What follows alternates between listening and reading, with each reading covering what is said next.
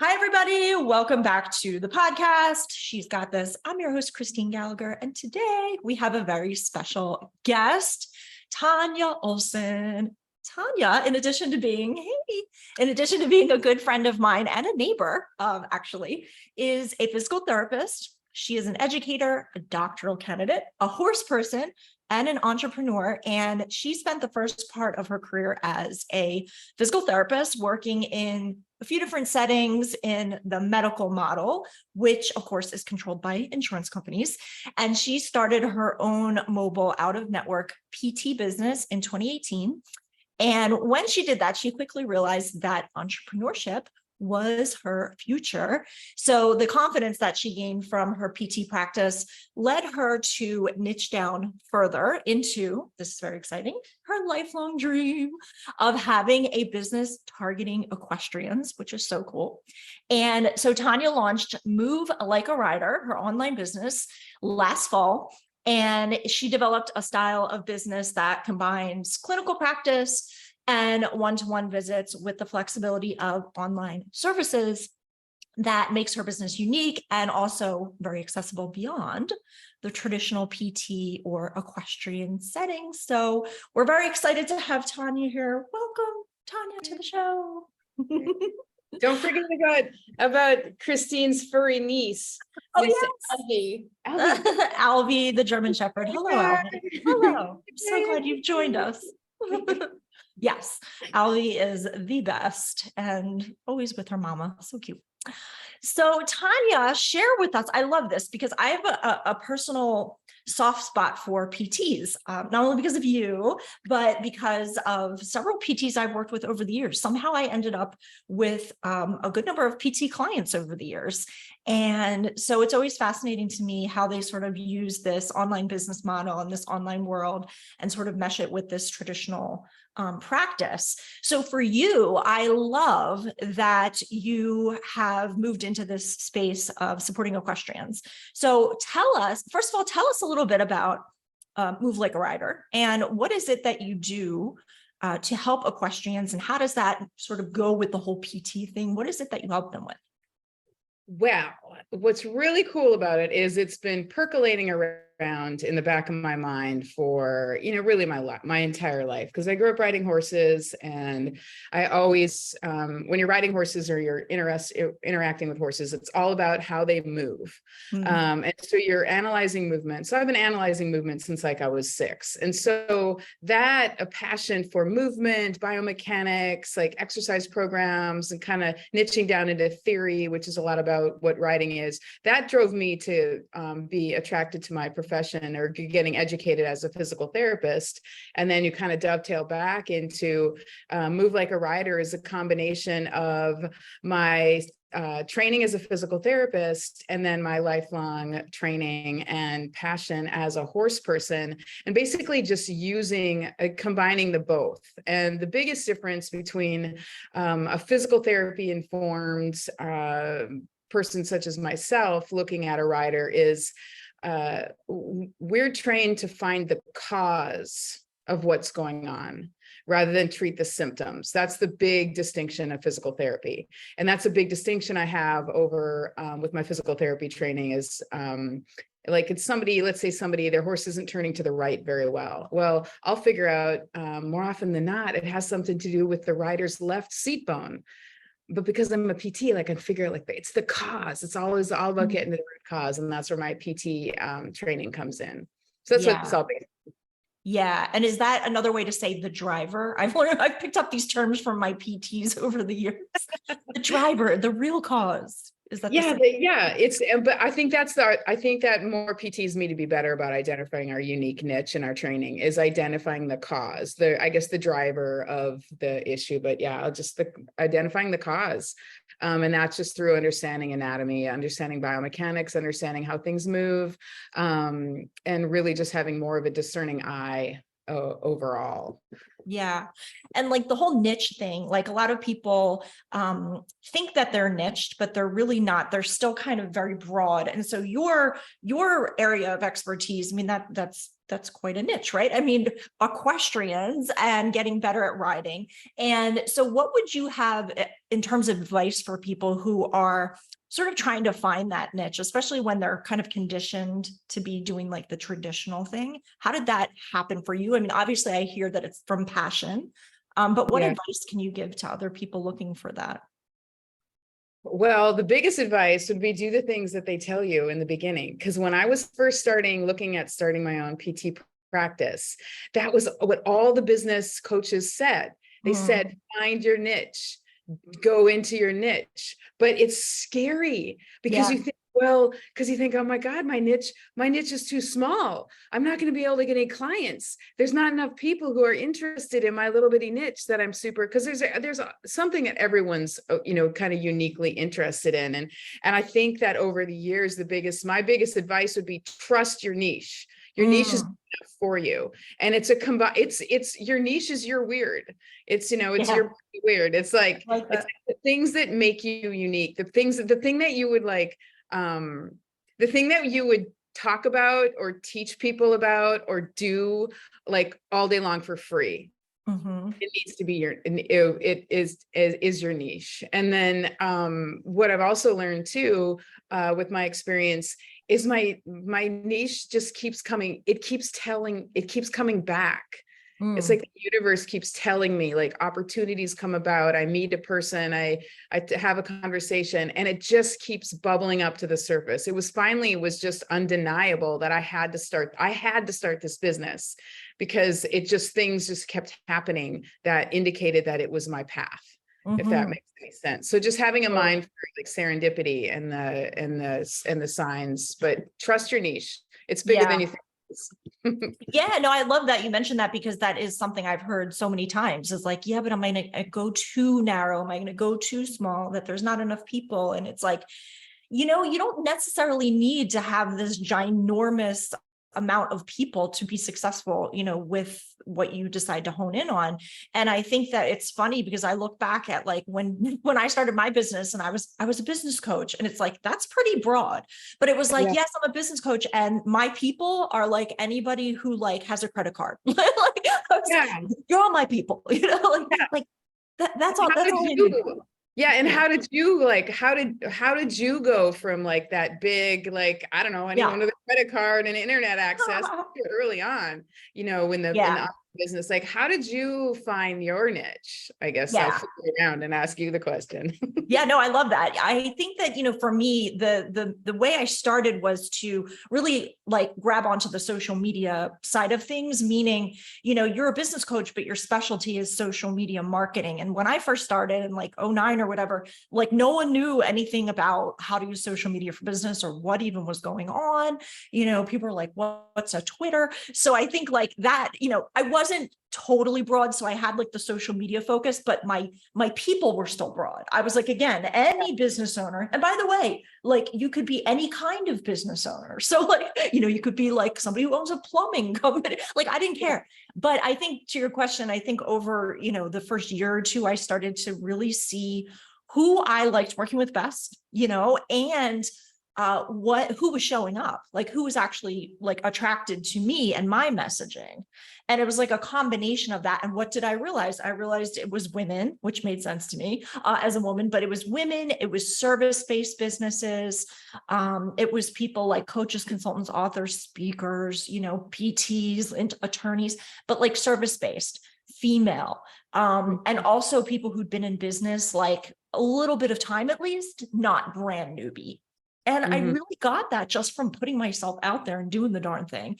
And I had a colleague who had a saying that I still think about, which was, you can't make decisions from a black hole, right? So it was like, I could try to like niche down, like some people do, they figure it out and they do that. But like for me, I had to get out there. Does that make sense? And I had to like see what was showing up and responding.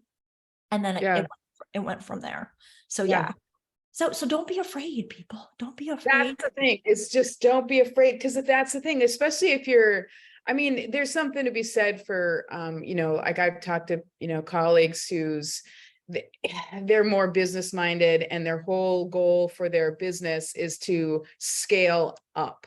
Mm. And so they don't want to be too niche-y because they want to be able to scale up and franchise out and have bigness, is their ultimate goal. And so they need to be general. And then they have like little specialties within it, but you have to decide but if you're an entrepreneur and you're a solopreneur, or you want to have something that's yours, that's smaller, then you don't need 1,000 people who are, just guessing on numbers. You don't need 1,000 people who are like trolling around and just kind of surfing through a little bit and are partially engaged. You can have 10 people who are super engaged and they're gonna drive your revenue, and they're gonna introduce you to other people who are as passionate about things as you are. And so I think probably the biggest mistake that I made is I didn't trust just diving into my heart and soul niche and just not doubt that.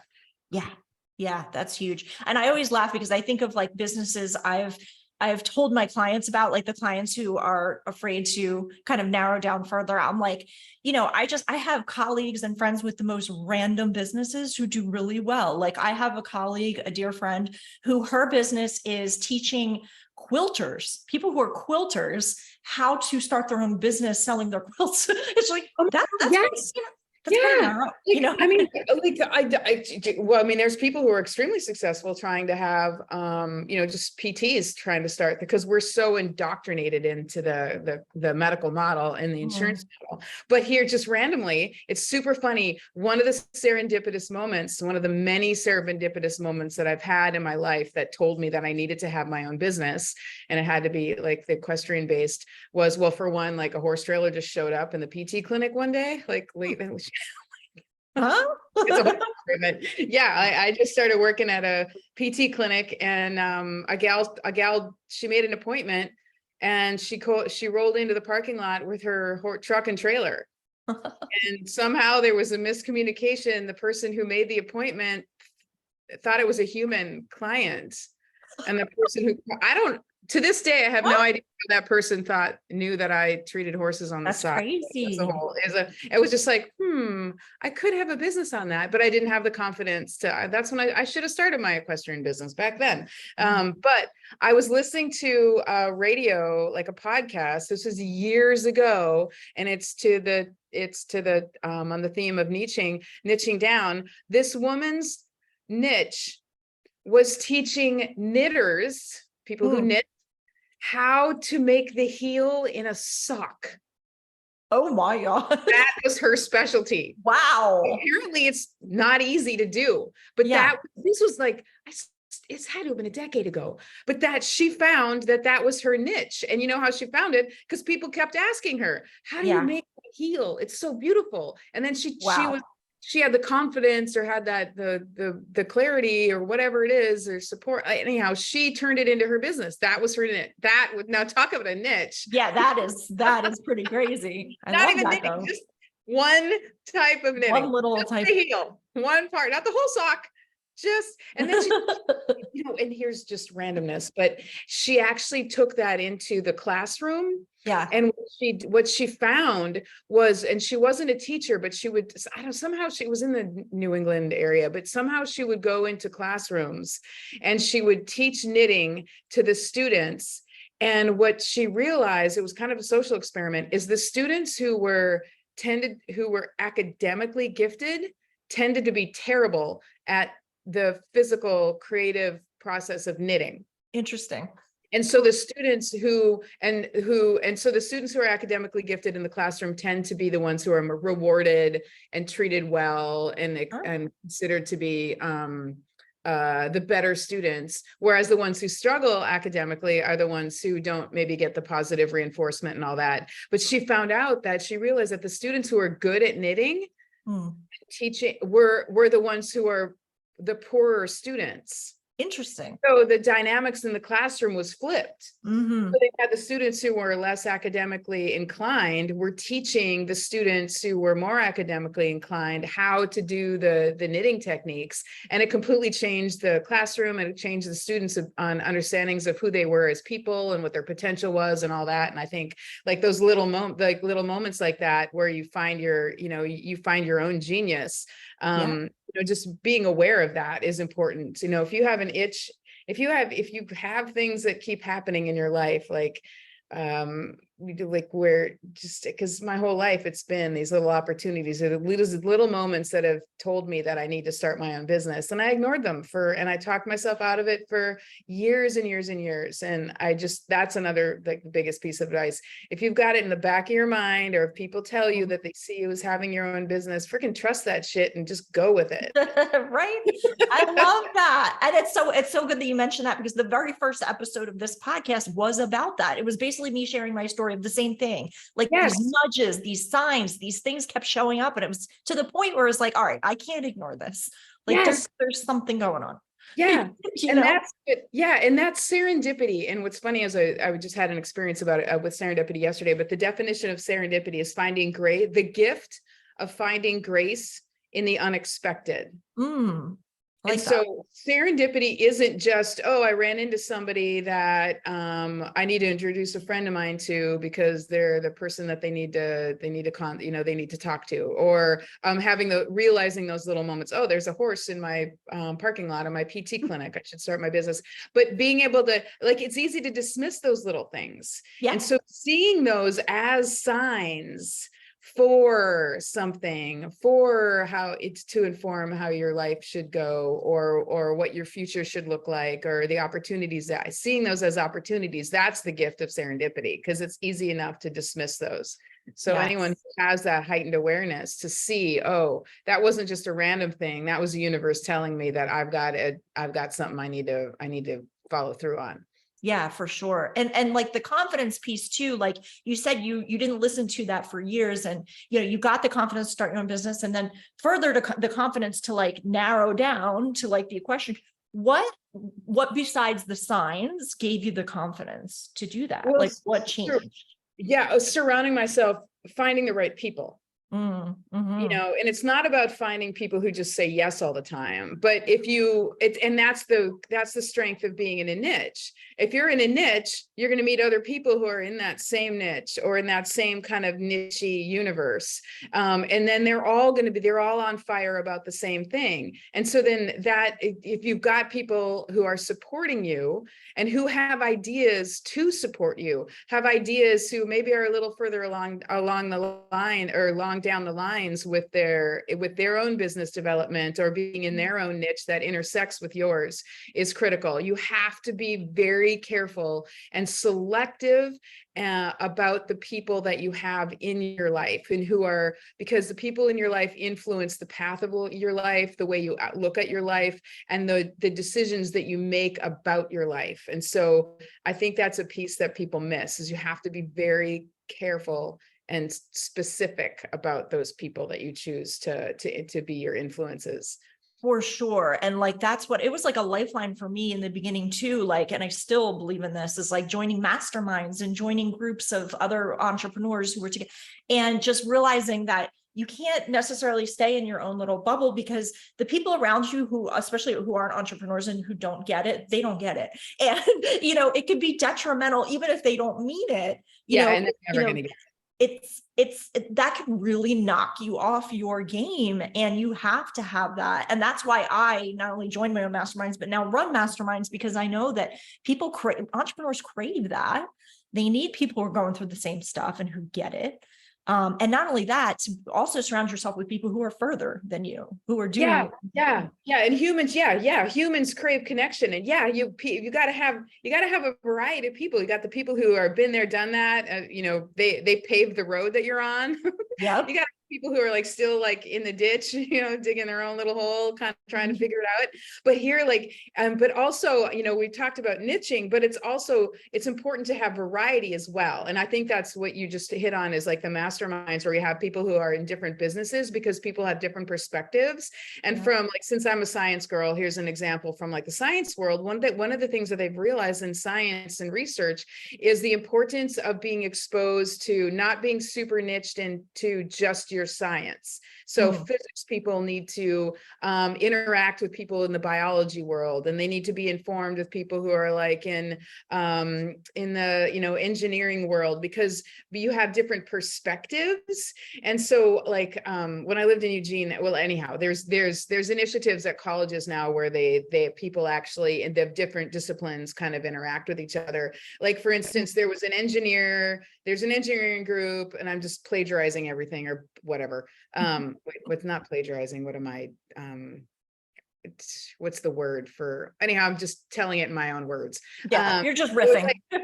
yeah, there's an engineering group that was trying to figure out how to make a better suction cup for Mhm. some sort of project. And then it was like, the story goes like some dude was home and he was watching like a science show with his kid, and there was a tree frog on, oh God, there was a tree frog in the show, and tree frogs have a unique suction cup that allows them to stick on surfaces that are completely in like glass surfaces and that are super slippery. And so he examined the tree frogs suction and was able to create the better suction cup through looking at something like in the biology world. So he stepped outside of his world. And so yes, be in your niche, but also be aware that people who have businesses or experience that are completely different than yours have that embrace that different perspective. Yeah, absolutely. Absolutely. And I noticed this also with like, I'm very much in the coaching world, you know, like business coaches, relationship coaches, you know, all kinds of different coaches. And I have found over the years, I love my coaches. I love being around them. I love coaching coaches. But I have found that like some of the most profound things come from like those entrepreneurs who have nothing to do with coaching or, you know, are like not in that world at all. And so that's to me is just really, really important. Now, piggybacking on this idea of going from like employee to entrepreneur, what can you share with us about sort of the strengths, like some things that are considered a weakness as an employee are actually strengths as an entrepreneur? What do you want to share with us about that? Because I find that fascinating.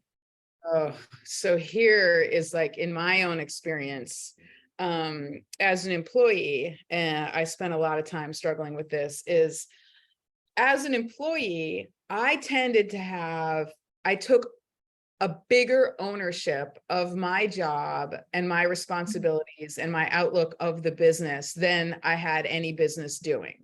So I had an ownership mindset when I was just a staff PT. And so what ended up happening on a consistent basis, even back when I worked at Burger King in high school, I had the same. I worked at Burger King in high school too. We did, that's right. Did we ever talk about Yeah, we've talked about okay. Yeah. That's so funny. That's so funny. I love that job.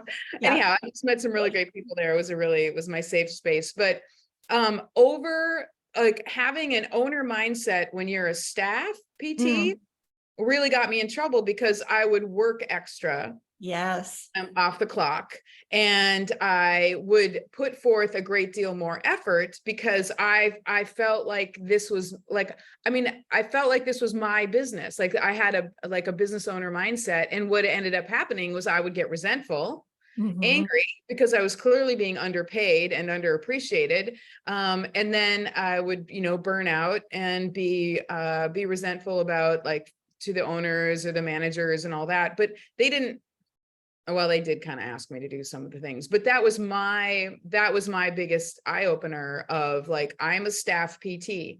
And those are some of the first boundaries I learned to set as a staff therapist, saying, no, I don't own the place. No, I'm not working off the clock.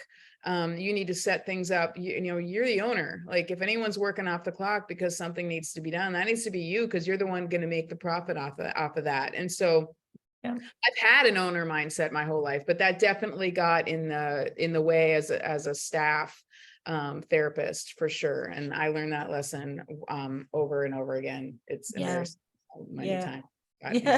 Sometimes we have to. Yeah, but it over and over again. It's a strength, but it's a strength in the fact that, but yeah, it was definitely a weakness as a staff therapist to have that ownership mindset.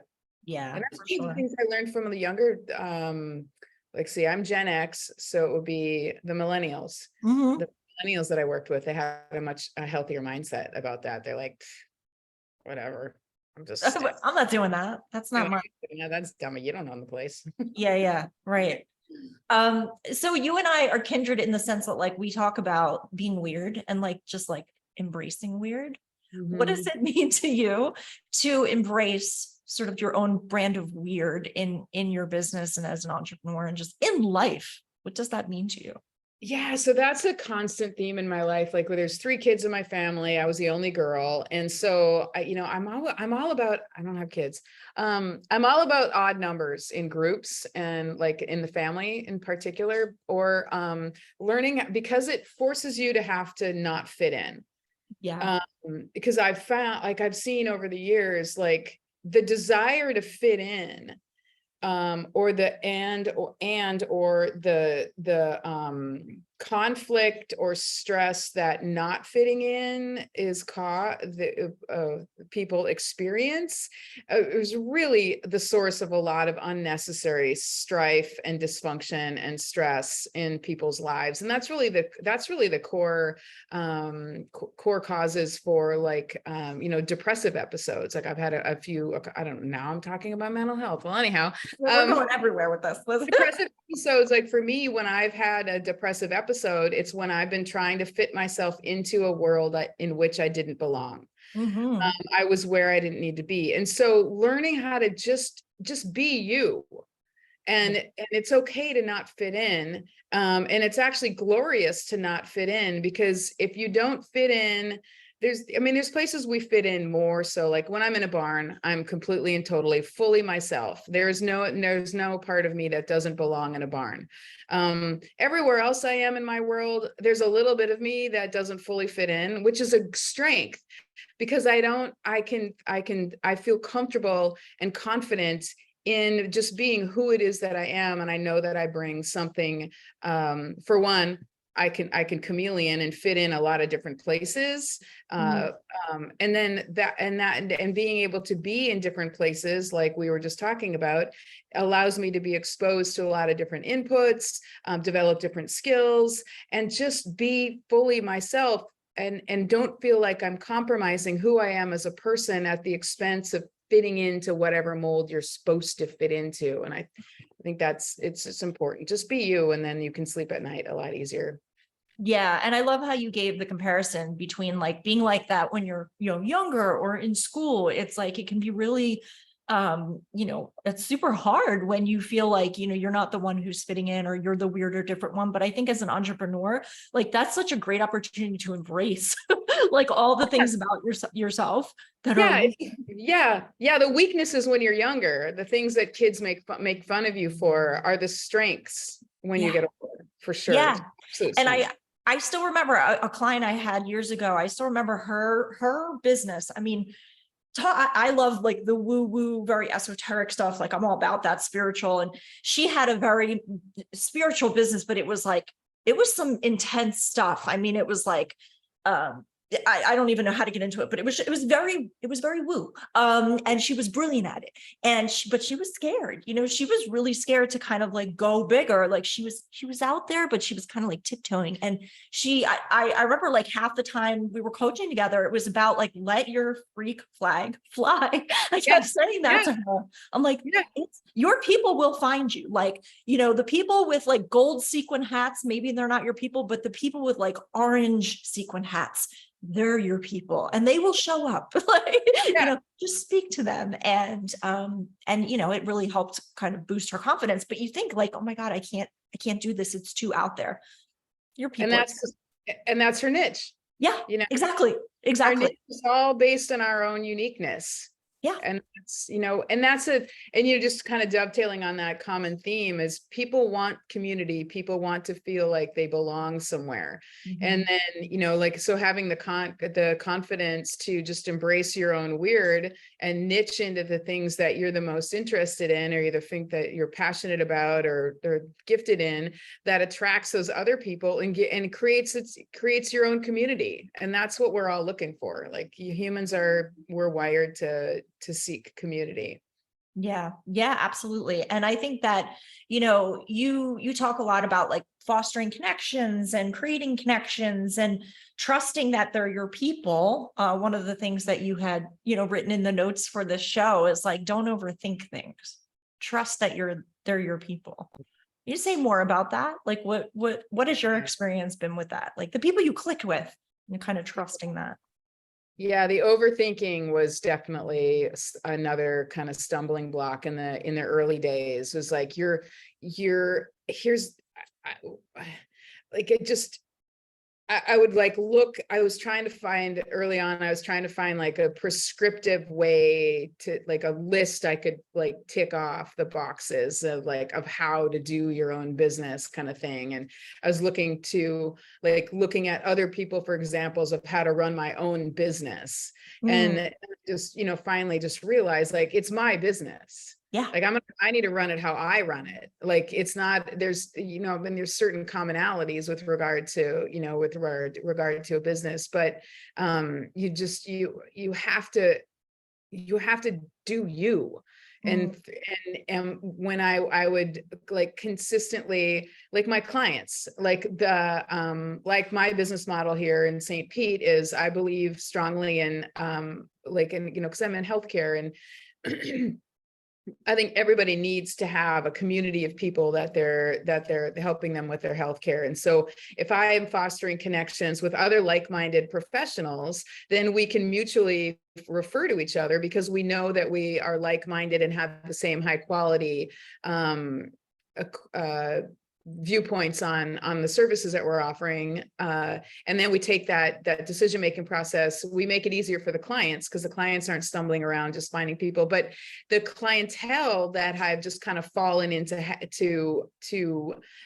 finding and that repeatedly are finding me are completely different than the mm, people that I thought that I was going to be treating when I first started my business. And I just let it be what it is. Like, yeah. these are the people who my business model is intended to serve, and who it is that my personal and professional experience are uniquely intended to serve. So as far as like my physical therapy business, the niche is just the niche is just, it found me like Mm, through just honoring those connections. Like I met somebody, I'll just meet somebody. I went to like a yoga studio opening on Saturday, and I met a new dietitian that I can be like referring oh, to, nice. collaborating with. But it was just somebody I had a conversation with, and I'm like, and you just feel that connection with somebody, and that connection is a thing. And Yeah. you follow through on it. You get their phone number. You find out how we're different, how it is that we're. You just honor that, and then sometimes the reason that person is in your life will be revealed like right away. Like in this instance, on Saturday, I have a friend who has a new medical diagnosis that this dietitian, that's her specialty. Mm, And mm, this friend was just newly diagnosed, and it was like, oh my God, you need to meet my friend. She needs somebody like you, for whom specialty is. But I've had it happen also where I've met somebody and it's been months or years before I realized why I met them and yeah. what kind of a connection that they were gonna be for us, or me for them. So just trusting in your connections is important as well. Yeah. Yeah. I love that. And it reminds me of like when people in my world are like first trying to get out there more and do more speaking, or they want to guest on podcasts, or they want to like, be interviewed and stuff like that. They'll say to me, well, this person asked, to interview me, but like, I don't see how they fit at all into what I'm doing. And I'm like, I always say, look closer, like, and just take the opportunity anyway. Like, you know what I Yes. mean? Like Yes. I did that so much early on, and that's like really got me out there, even though like it didn't quote maybe make the most sense. It was like, let's just embrace it and do it. And like Right. stuff comes out of that.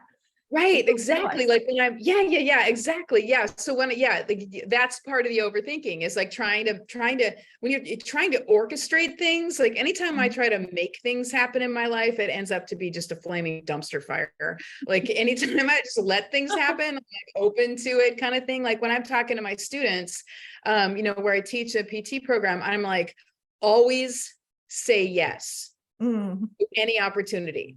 especially if it scares you a little bit. Yes.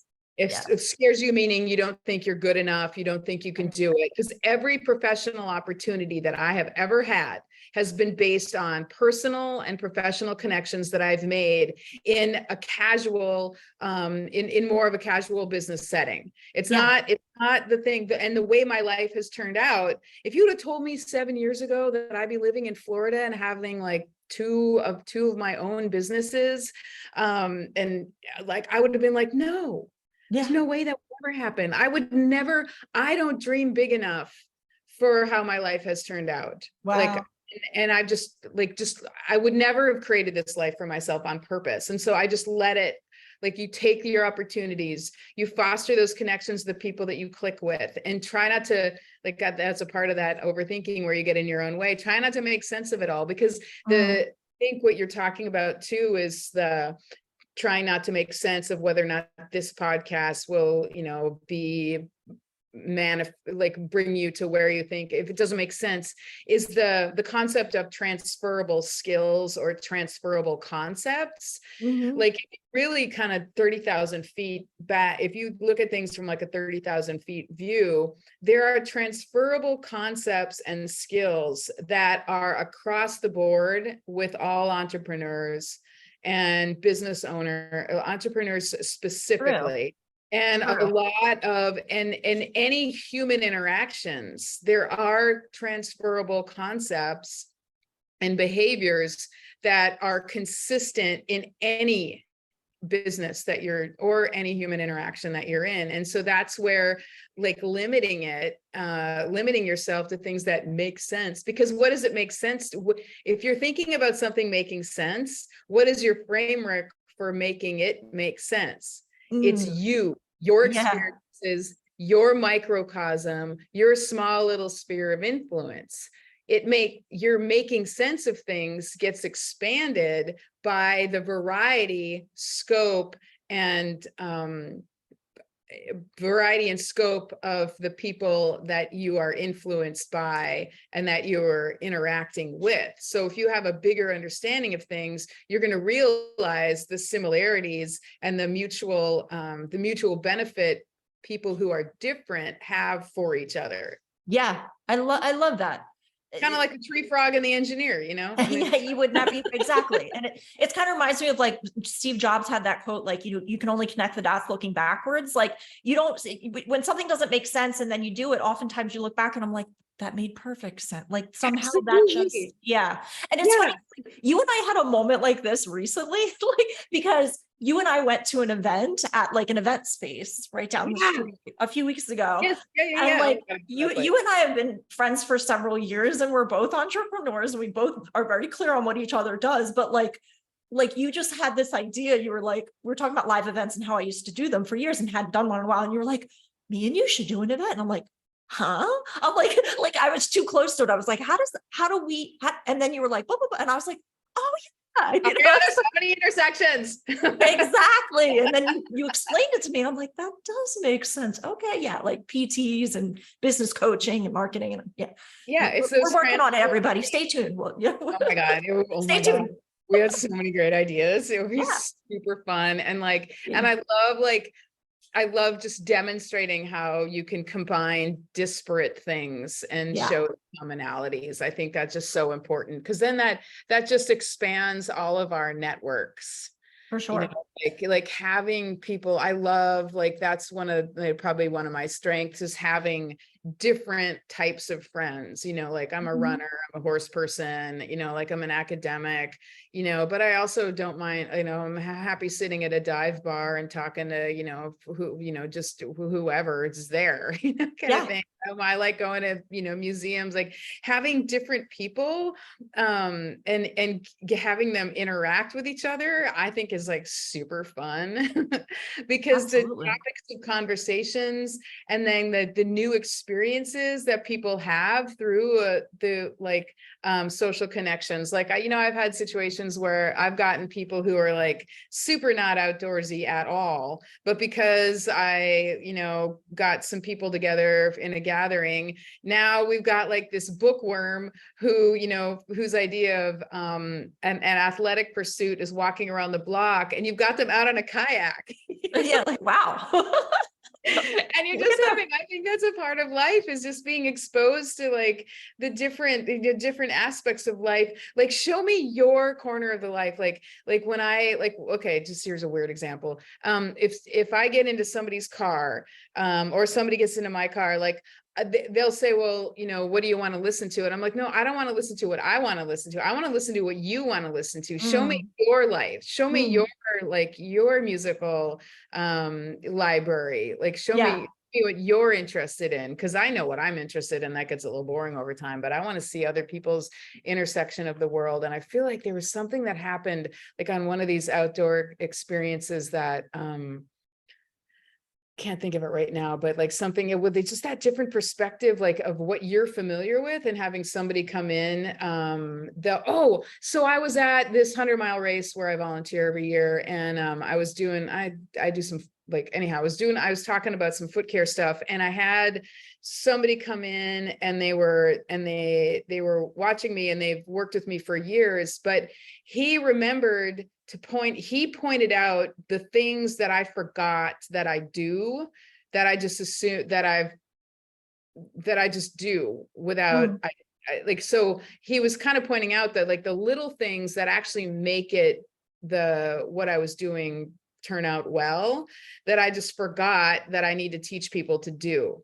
And so that's what an outside perspective can do for you. Like if you're, because in any business, you're teaching people to some extent. You're teaching teaching your clients, you're teaching the people that you're working with, you're doing some teaching. And I think that's one of the biggest differences between a skilled person who's teaching and somebody who's less thoughtful, is remembering the little things that you think are obvious that you actually learned at one point. And I think that's the critical, but sometimes you need to have an outside perspective to point out those little things. Yeah. It's kind of like you mentioned the different music getting in the car. Is this like when I get in your car, Tonya, you're playing country music? And I'm like, yes. No offense, country music fans. It's not really my thing, but like, Tanya's always playing. I'm like, this isn't bad. Because I'm lazy. I don't know what's happened. I've become a lazy music. I can't seem to scroll around on Sirius. It's not like there aren't a ton of options. I just can't, like 100 or 200 stations. I just go to country because it's familiar. It's the old standby. Yeah, I get it. We've got a theme song too. I was like, maybe we should go there, or maybe not. Maybe part 2 of the podcast. But yeah, we've got a theme song. There's some interesting country songs out there telling interesting stories. So one other thing, Tonya, I wanted to ask you, because I think this is important to people in my audience. There's a lot of course creators in my audience, and there are aspiring course creators in my audience. And so I know that you recently launched your first online course for the Move Like a Rider business. And I just wanted you to share, like, what was that like? And can I just say, I'm going to spoiler, like, I remember when Tonya came to me and she's like, someone bought my course. Like, it was like, like, because it was like, oh my God, like you start to see the possibility, like this person I didn't even know just bought my course on the internet. What, my baby on the internet? Like, yeah. Like, what has that experience been like for you? Like, and any words of wisdom? Well, the words of wisdom, again, would be surround yourself with the right people. And then, that was a whole process for sure. But yeah, just kind of reiterating the same themes is like, you've got to have the right people who are helping you do the thing.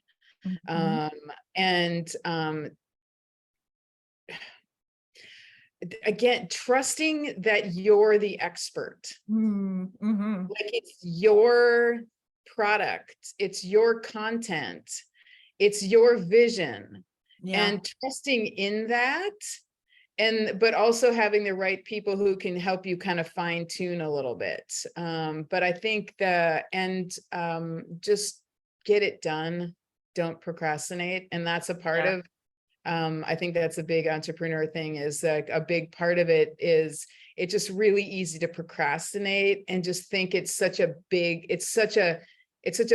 thing. Like, to me, it just seems so big. I didn't know how to do it. And so like the best way to, I don't know if that maybe I think I may be combining a couple of sayings. But the best way to eat an elephant is one bite at a time, right? Or like, if, I run ultra marathons, like if you're, when you're in a down space in your head, like you don't think I have 30 miles left to run. You think I can run 1 mile 30 times. And so chunking it down into going, oh my God, I have 8 modules of this course that I need to have, like chunking it down into like doable pieces. But I think the main thing is you've got to find the right people to help you just stay on task, stay focused, and it has to be your content. Yeah. Because I did struggle a little bit with trying, well, how am I, there was a little bit of like my joiner attitude, or my conditioning as a staff PT was, how am I supposed to do this? Yeah. Yeah. Right. And I struggled with that. Well, and I would kind of look at what other people do, but my content is so unique. There's nobody doing, I have yet to find anyone. There's nobody doing what I'm doing with my, course, with my equestrian business. And so I kept looking, I would kind of scroll around and look and be like, well, they're doing it this way, but that's not what I'm doing, and so I finally just realized, again, embrace your weird and surround yourself with the right people, and just get it, just do it, because it's going to keep niggling in the back of your brain. It's going to keep coming up. Not going to leave you alone. It's not going to leave you alone. The sooner you just do the thing, the freer you are to embrace and step into your future. Yeah. Like, just do the thing. Do the thing. Yes. And like, I know perfectionism comes up and like all things. It's just like my mantra is like, do your best and don't obsess, get it out there. Yeah, you can always do version 2 and refine. Right. Because people are turned, I think, thank you so much for bringing that up, the perfectionism part. Yeah. People are turned off by perfection. Yeah, these days, I know. If it's too professional, if it's too slick, it's too engineered, super produced, and too overproduced. Yeah, those are the words. It seems impersonal, and it seems like the person that's teaching the course or delivering the content is inaccessible. Yeah. People want somebody that's like them, somebody that they feel that they can talk to, somebody that they feel that they have a connection with, that they see something similar. They want somebody who's accessible, who has had similar struggles, who they resonate with. Not some, and it's like in the education world, you don't want a sage on a stage that you're just going to that's up there, like a bunch of that's untouchable, that you can't ever see yourself actually interacting with. Like, it's you need to be authentic, and authenticity is the theme of kind of what we've talked about, is like embracing your own weird, following your own path, like following through on seeing the serendipity and the universe telling you the path that you should be following. Is just, you have to be authentic to who it is that you are, and people love that. And people want that. And who cares if you like made a little bit of a mistake, and it's not, if something's scripted and you're reading it, it's pretty obvious. Yeah, for sure. And it's a turnoff. I like that you said that, because a lot of people don't realize that, and they do obsess over it being perfect, and then they never get the damn thing out there. But like, also the other thing is, they never get it out there. And some people, if they do want the slickness and that's not you, then maybe they're not your people, and that's okay. It's like, absolutely. Yeah. Yes, absolutely. You bring up a very good point. If you're obsessing about it being perfect, it's never going to happen. And so that's another way we get in our own way. Yeah. And you're also weeding out the people who aren't a good fit for you, because there's nothing wrong with not being a good fit for somebody. Totally, it's cool. Okay if they step out of if they select themselves out of your. Select out. Yep, exactly. Yeah. Like, when people say to me, like, I got like, because I help people with like building their email list and stuff. And it's like, I got all these unsubscribes when I promoted my thing. And I'm like, it's okay. They're not your people. They probably weren't going to buy anyway. Like, unless you're getting mass quantities of unsubscribes every day, you're probably fine. Like, it's like, they're just not your people. And it just reminds me of something funny. Like years ago, when I first started my Facebook group, I'll never forget, like, I was just more comfortable doing live streams. Like when Facebook Live first came out, like I was doing live streams all the time. And I was just more comfortable doing them like on my friggin' bed. Like literally I would just sit on my bed and just set up the camera and I'd just like talk, into my laptop.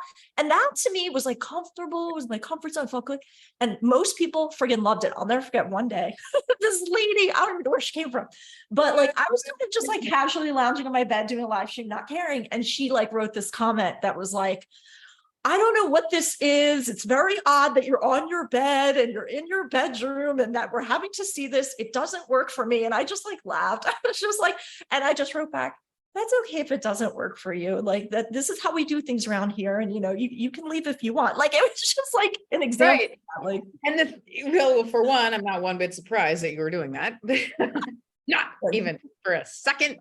But that's also a reflection, that woman's comment and most people's comments have had nothing to do with you. Right. It had everything to do with her. Right. Who she is. Yeah. As a person and how she perceived it and whatever it is. Like it, and that's, I think, one of the biggest things to learn, like as an adult, and like we all struggle with this, myself especially, is like people's reactions to you or my reaction to other people. I think the quote that I read a while ago was like 90% of your reaction to somebody else is due to you and your own internal stuff and your own stuff, and 10% is the other person. And so for some reason that hit a sore spot for her, for whatever, of course I'd be interested in like unpacking that. Tell me more. Why is the bed make you feel weird? Like, what are your daddy issues or whatever it is? Like, I'd like to know what kind of trauma is in right. Let's unpack this here. But I love that you demonstrated that. You demonstrated okay, that's fine, and a few years before that, it would have probably really upset me and really would have crushed you. Yeah, because you would have questioned myself. And that's the same thing in like, I guess, with the theme of like entrepreneurship and all that, it's good that you brought that up, is you're not going to be everyone's cup of tea. And there's nothing wrong with that. That's a part of just being confident in who it is that you are as an entrepreneur, and embracing your own weird is realizing that everybody's not for everybody, and it's okay. Yeah, totally okay. More than okay. Yeah. And the sooner somebody elects themselves or selects themselves out of your life, that it's not a good fit, the better off everyone. And it's not, go find your tribe somewhere else. Like, I don't know, like, that's tough. It's hard. It's easy to say, but it's hard when you're in that moment, especially if sometimes you're a little bit of, like that, now a little off topic, not really, but like same topic is there. If you would have told me 7 years ago, because that's how long I've lived in Florida, like how my life would have turned out, I never would have dreamed that my life would have turned out as amazing as it is, for one, because I just don't dream big enough for myself. I think now I'm getting better about dreaming big, but my life would have, at that time, I thought, and my biggest dreams were to align myself with a PT group. It's a bigger PT group. Like I thought that I was going to be in a bigger, and like be a part of something, be a part of a group, a part of like the business that, these guys were building. And that's what I thought I was going to be. And as things unfolded, and that's kind of how it seemed like from their feedback as well, it seemed like I was going to have a place in that group. And as time progressed, the places that I thought I belonged, I don't belong. And there have been times where I took it personally, because I thought it was like a lost opportunity.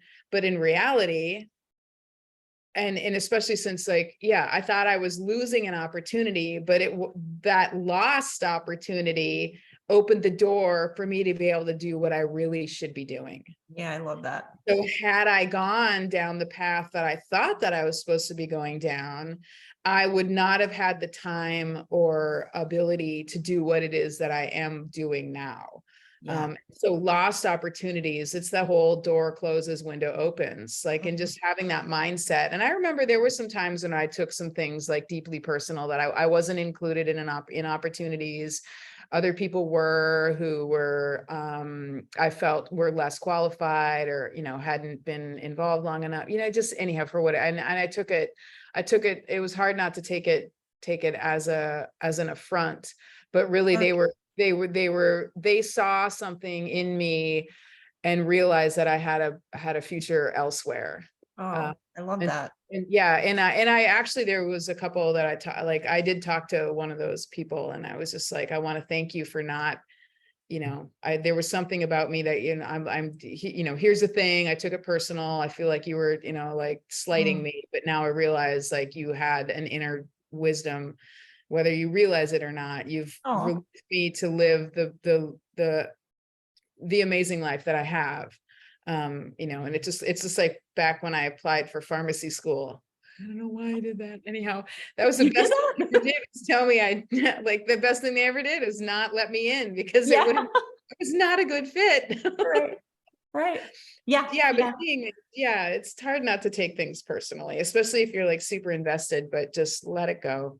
Yeah. And I love the perspective of you looking back and being like, oh, that was actually the best thing for me at the time. Or they had this wisdom that I didn't realize they had. Like, what a great way to look at it, like, instead of being like, and I did say, I did say, when this happened, I took it, I took it pretty hard, because I thought we were friends and we're colleagues. And I thought that I was being I'd put in the time and the effort, and I did all the things to be a part of this project that you were building.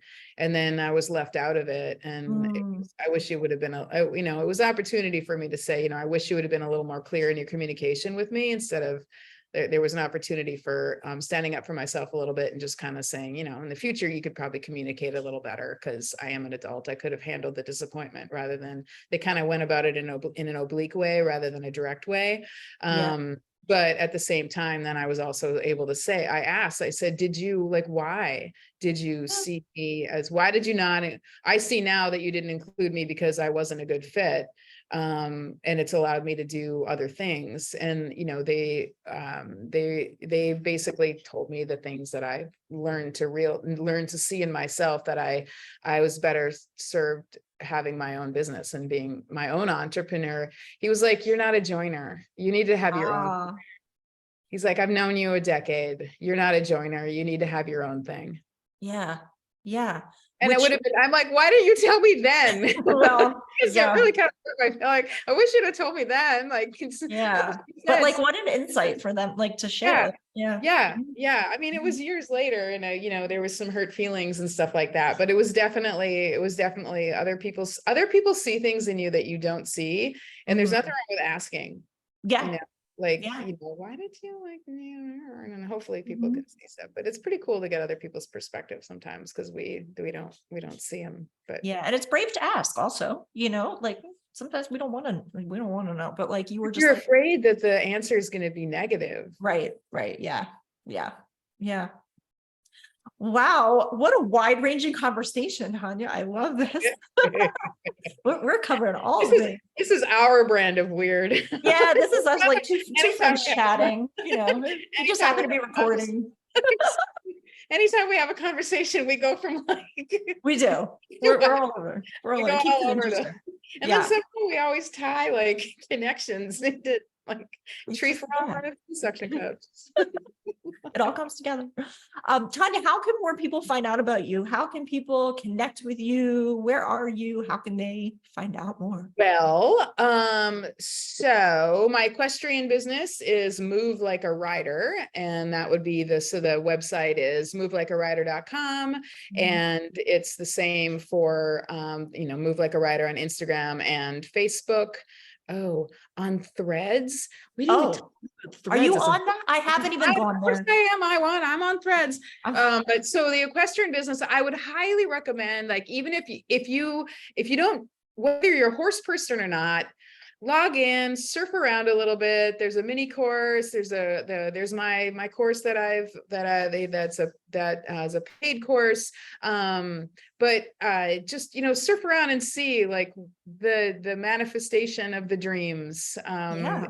It can be like dream building. But if anybody knows anyone who's interested in horses in any way, shape, or form, I've got some resources and things that are on there that to bring horse people together and realizing our common themes, blah, blah, blah. Anyhow, so Move Like a Rider is the equestrian brand. And then my physical therapy business is actually called Centaur Physical Therapy. You guys get it? Centaur. Centaur. Of Yes. course, half human. Yeah. Centaur. Centaur. Centaur, Centaur Physical Therapy. And the website is centaurphysicaltherapy.com. And the same thing for Instagram, Facebook, Centaur PT. But my personal, I'm on Threads, and my personal is Tonya K. Olson, DPT. And that's Threads. Girl, I can't believe you're not. I know, me, the social media, lady. Social media maven. Yeah. Well, the only reason I'm on is because I logged into Twitter, and somebody I knew, it was like the first day. Was it Wednesday last week? Yeah. Yeah. It was just last week. Mhm. Yeah. I just randomly was on Twitter, and oh yeah, it's the same thing on Twitter. Yeah. But I was on Twitter, and somebody posted that they had just joined Threads, and so I have an account, but I haven't really done anything. Like, it's just because people told me in the early days of Twitter. Now I'm going off the topic.